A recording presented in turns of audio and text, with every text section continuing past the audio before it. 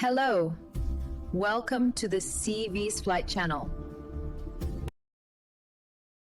The season rounds out, the Grand Prix season that is, rounds out in Darwin in Australia on the 20th of September, and then on to the Motocross Donations in Ernée in early part of October. So will Guillem Farrés repeat what he did in race one? He looks pretty unbeatable right now. I would suggest he's going to have to give some help to his competitors by missing the start.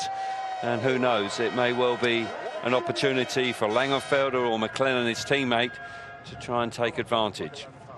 Langenfelder, Farrés, McLellan, Sasha Kuhnen-Everts, Raisulis.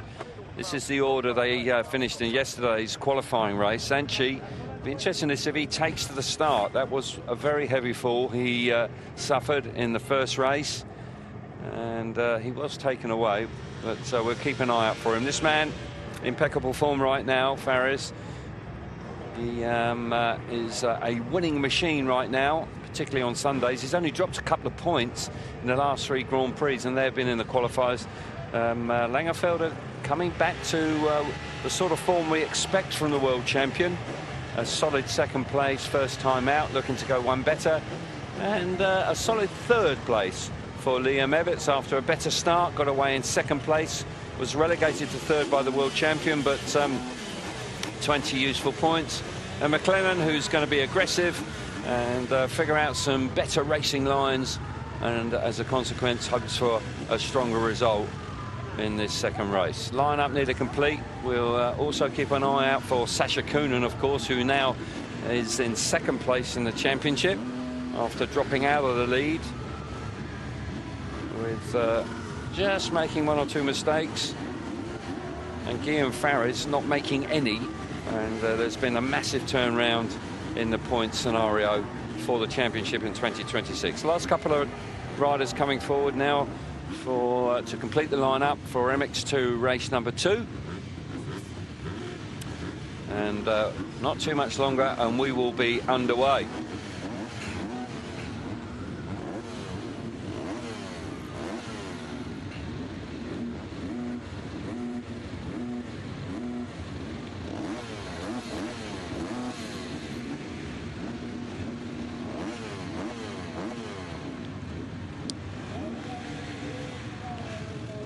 So here we go then, MX2 race number 2, round 12, Foxhills Motor Parc. The third, Guillem Farrés away well again in fourth, Jānis Raisulis in fifth on the Monster Energy Yamaha, McLellan in sixth, not the start he was looking for, but he's not too far away from the front, so work to be done, but not too detached. There he is in the background, trying to come around the outside of Jānis Raisulis, who slams the door shut. The ruts are pretty gnarly now, braking bumps as well. Riders coming through. Langenfelder, Farrés, Kuhnen. Kuhnen is a remarkable chap, you know. He has suffered some big crashes of late, but he is still hanging tough. He's in third place. He's dropped out of the lead of the championship, but still fighting hard. You can never count him out. But the world champion leading away for the first time in some considerable time. Down the start straight for the first time. He's been accustomed to being out in front. It's Kuhnen back in third. We'll see it again. Actually, Farrés did this yesterday in the qualifying race. The front tyre just stepped out on him. The surface underneath the topsoil is chalk, and it just looks clear. To make this race interesting and come strong at the end, I hope. What was his feedback after that first race? No, the first race they were both pushing hard, so yeah, not really much more. Then he made a small mistake, lost the gap a little bit to Farrés, but no, he's going to leave all out there in the second race. Best of luck, thank you. Yeah, good to hear from the team. There's no doubt that the changes are working, because he looks much more at one with the bike. Body language is better, and he's riding better as a consequence. But work to be done for the championship. He came in here, it has tightened up. He's 39 points. Langenfelder, the world champion, is back in third place, but Kuhnen to do that. Start again. Gates down. The dirt flies. Langenfelder makes a nice move around the first turn. And he gets the Foxhole shot. Koonin follows him through from behind. Langenfelder's smart. Hugs the inside. And that's so important. If you drift wide there, you can open the door and riders will take advantage. Unfortunately for Langenfelder, he just slipped off the character. He picks himself up and gets going again, but disappointment for the Husqvarna team. And Everts will be kicking himself. We've seen a couple of riders do something similar here. And Langenfelder has closed right in on Farrés. I've taken my eyes off of that actually on the timing board. The lead now is just 1.3 seconds. It's 10 seconds back to Koonin, who's got a little bit of breathing space. He's got a couple of seconds. Let's see it again. Yeah, you can't see exactly what's gone on, but clearly he's got himself in a bike's just sort of stalled underneath him, and it's just tipped over on the left-hand side. So disappointment for him. Shame. Team a little frustrated. Right, what's gone on at the front here? Because all of a sudden Langenfelder is breathing down the neck of Farrés. Need to see it. We're looking at Everts, but on my time, red hot, but Farrés has pulled away a little bit, and the lead is out to just over a second. And this man, the number one, the world champion, is gonna have to just bide his time and have another effort, maybe a lap or two, to get right back on the heels of Farrés, who I must say was wow, he was very, very tight. There's the gap. Guillem Farrés, the lead has extended out to over 3.5 seconds. It's got bigger. Langenfelder has had that big push. Looks like just hasn't been able to sustain it. It was looking like that was going to be a battle that went right to the checkered flag, as it is. See McLennan getting the better of Sasha Koonin a couple of laps earlier. And McLennan through into third place.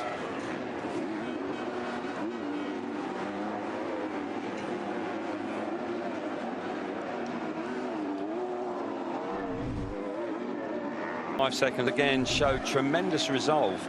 This is when it got really tight. Farrés knew where he was.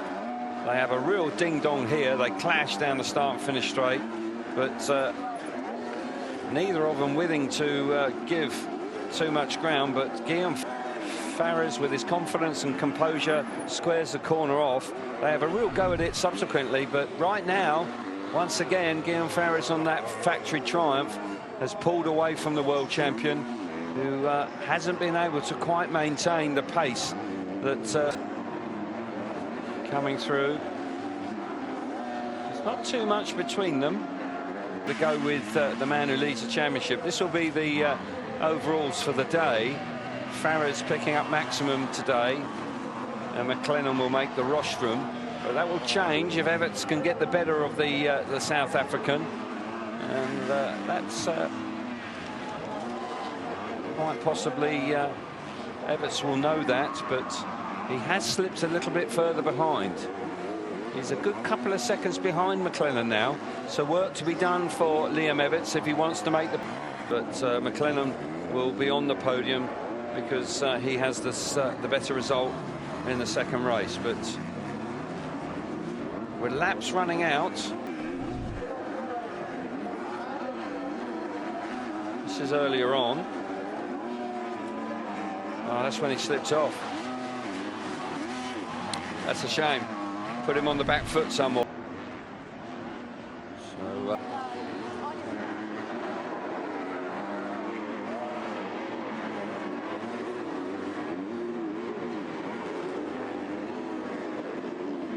yeah, they're charging through different lines. McLennan going to the outside. Everts trying that inside, but that rut's pretty gnarly on the inside. Not easy to get a really smooth run out of it.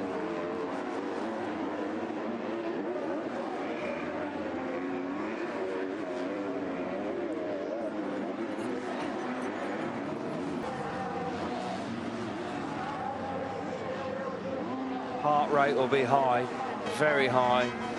Not worried about conserving any energy now, just desperately trying to find a way to close the gap, to find his way through the third place. But McLellan is just being able to maintain a pace that is frustrating Everts in the qualifier yesterday. So, I mean, that's another 59-point haul and an 11-point lead in the championship. Wow, that is a massive and a pivotal moment in the championship.